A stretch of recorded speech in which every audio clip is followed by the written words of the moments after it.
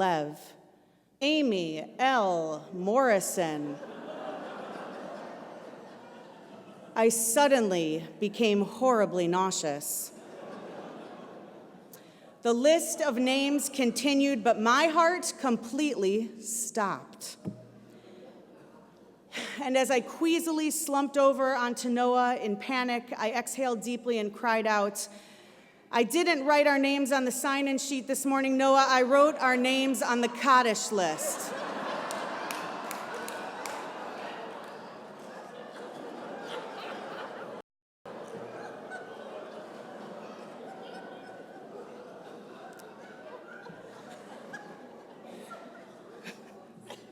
Not knowing exactly what to do or frankly not to do next, we reverently rose and respectfully joined our classmates in saying the words of the Kaddish for our dead. And that was that. On the first day of rabbinical school, I killed my roommate and myself, and then blessed our memory with the utterance of our sacred liturgy. Really auspicious beginnings, if I do say so myself, to a truly unique rabbinic school experience. So why share this story besides Jerusalem with me? I'm not a superstitious person, but either way, I was totally freaked out that I may have accidentally caused something bad to be cast upon Noah and myself by associating our souls with this prayer reserved for the dead. So after explaining to the head rabbi what had happened, he laughed, of course, thank God, he told us that the best way to ensure that this misstep would be turned into a blessing and not a curse was to mark that specific moment as if it was a rebirth. He paused before continuing very seriously. Every experience, every moment can be our individual and collective opportunity to begin our journey again, stronger, more healthy, more alive, and with more purpose. The head rabbi ended our conversation with a question. How are you going to make sure that the next time your name is placed on the Kaddish list, the real time, put there by your mourning loved ones, how are you going to ensure that the legacy you leave behind is full of substance, consistent with your values and beliefs, and true to the vision you have for the generations to come? A story. A rabbi was invited to spend a weekend at a synagogue he'd served several years earlier. Running into his old board member, Mr. Goldberg, Jewish, of course, the rabbi was surprised to learn that his old friend wasn't spending much time at temple anymore. "Goldberg, what happened? You used to be there when the doors opened." Years back, the temple went in a direction I did not like. Some of us got together and made a new synagogue, Goldberg replied. "Is that where you worship now?" asked the rabbi. "I'm afraid not.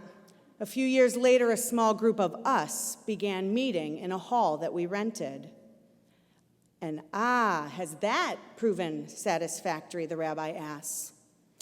"I'm sorry to say it hasn't. My wife and I withdrew, and we began worshiping at home by ourselves." "Then at last, in your home, has that brought you to inner peace?" the rabbi concluded. "I'm afraid not," said Goldberg. "Even my wife began to develop ideas I wasn't comfortable with. So she now worships in the living room, and I'm in the basement." Not every synagogue is for every person. Some of us love contemporary musical settings of our liturgy, while others would prefer those reminiscent of their childhood memories. Many of us find the prayers meaningful in their traditional Hebrew, while just as many find our ancient language off-putting and isolating. Some choose to stand, while others prefer to sit. Eyes open, eyes closed, bowing, bending, clapping, dancing, and the list could go on and on. We may never agree on it all.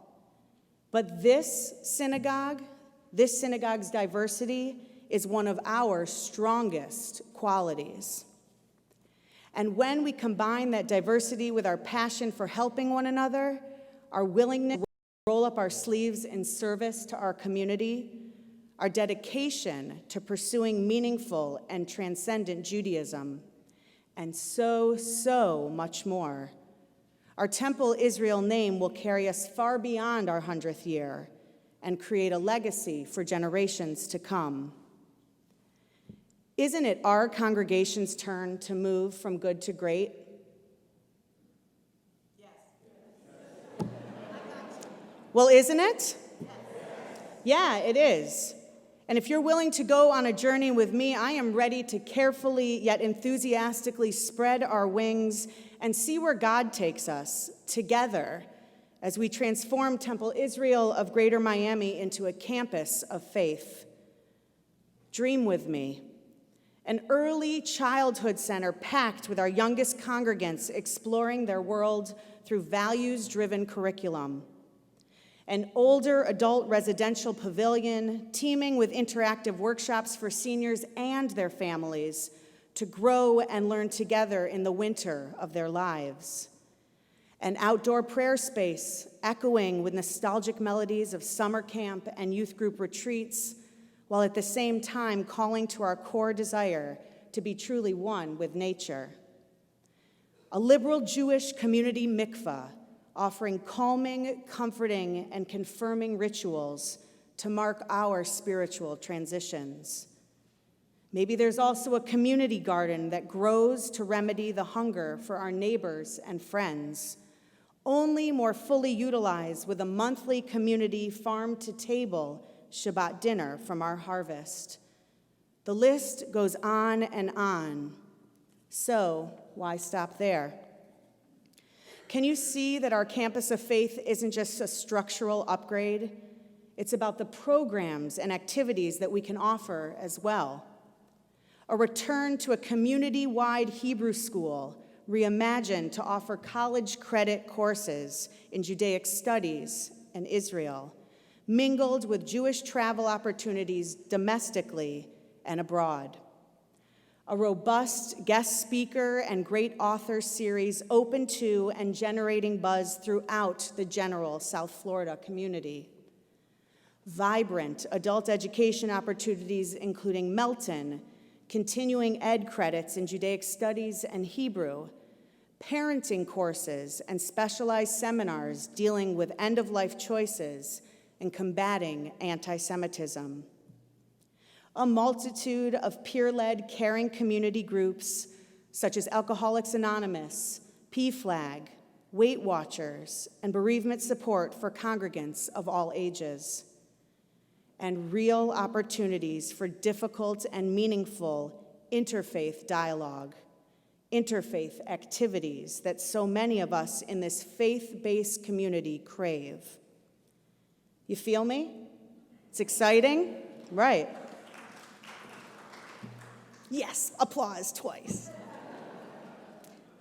I'm a rabbi.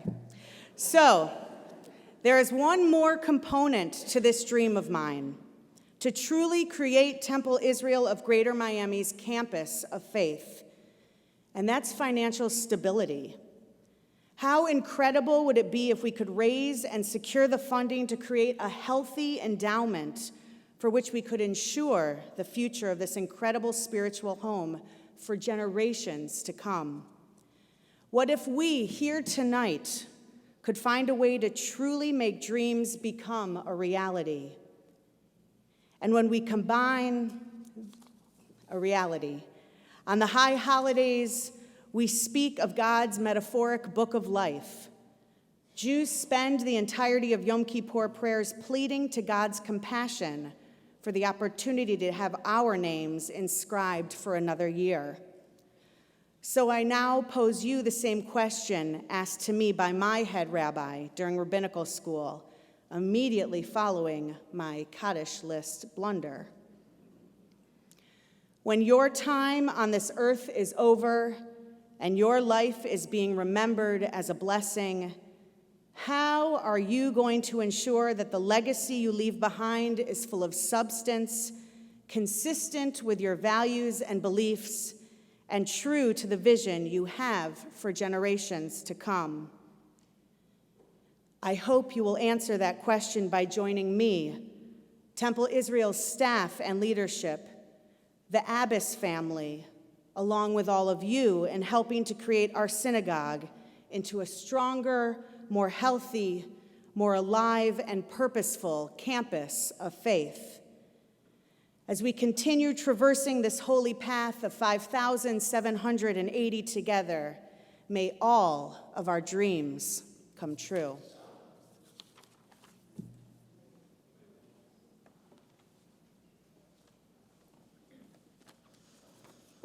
Good evening.